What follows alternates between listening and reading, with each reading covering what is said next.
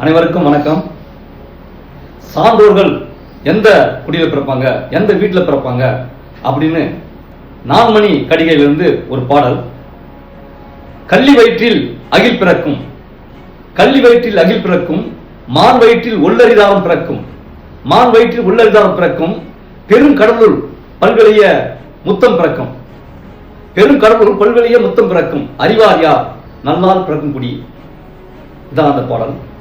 கள்ளிச்செடி, கள்ளிச்செடி காட்டில் வளையக்கூடிய கள்ளிச்செடி, அதுக்கு நீர் ஊற்றி வளர்க்க தேவையில்லை, தானாக வளரக்கூடிய கள்ளிச்செடி.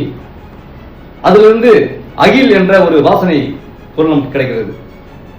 அது மட்டுமல்ல, காட்டில் இருக்கிற மான், மானிலிருந்து உள்ளரிதாரம் எனக்கூடிய கலைக்கு பயன்படுத்தக்கூடிய முகத்தில் பூசுவாங்க, உள்ளரிதாரம், அந்த அந்த பொருள் நமக்கு கிடைக்கிறது. பெருங்கடல்ல முத்து, விலை மதிக்க முடியாத ஒரு முத்து கிடைக்குது. அறிவார் யார் நல்லால் பிறக்கும் குடி.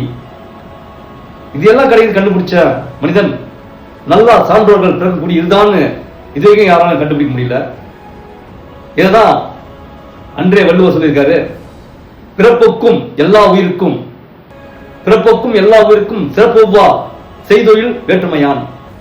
அவன் செய்யக்கூடிய தொழில் தான் அவனை வேற்றுமை படுத்ததை தவிர அவனுடைய குடி அல்ல என்பதை அன்றே வள்ளுவர் சொல்லியிருக்கிறார்.